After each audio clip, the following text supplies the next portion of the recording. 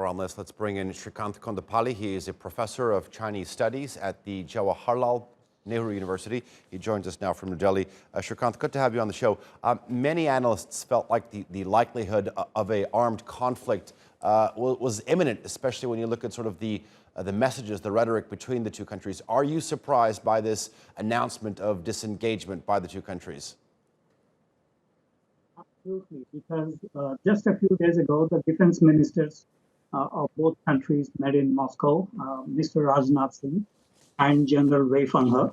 Yet there was nothing that came out of that meeting. And hence there was a surprise when Dr. Jaishankar and Mr. Wang Yi met at Moscow in the Shanghai Cooperation Organization foreign ministerial meeting sidelines and decided about the 5-point consensus.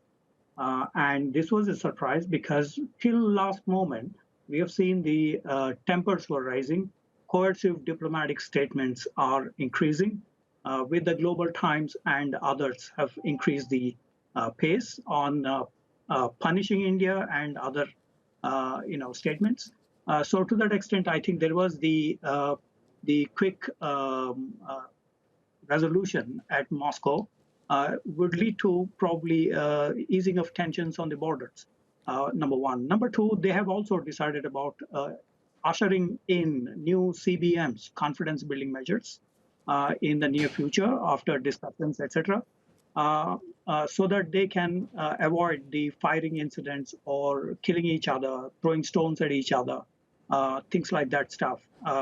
Thirdly, I think there is also the disengagement, de-escalation process, which is necessary to tone down the tempers on the borders, because these are two large industrial as well as conventional nuclear powers. And this is not in the interest of the Asian countries in going at loggerheads with each other on land which is relatively backward and in the remote areas. The strategic interests do not really confined to the Srikanth, yes, I mean, reducing tensions is fine and sort of developing CBMs is all good, but both countries have appeared to reach consensus in the past. I mean, do you think that this is a guarantee that the situation will hold? I think temporarily we probably will see some truth. It doesn't guarantee because there was nothing in the 5-point agreement that they will withdraw troops from what they have occupied.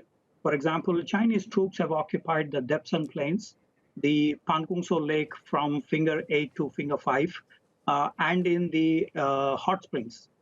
In addition, of course, there is a lot of mobilization of forces. The agreement doesn't say that they will withdraw, and Indian request for the status quo ante till the April 2020 positions, that is not on the table right now. And so there is a lopsided kind of agreement that was reached today morning. And so possibly they would wait for some more time in order to reassess.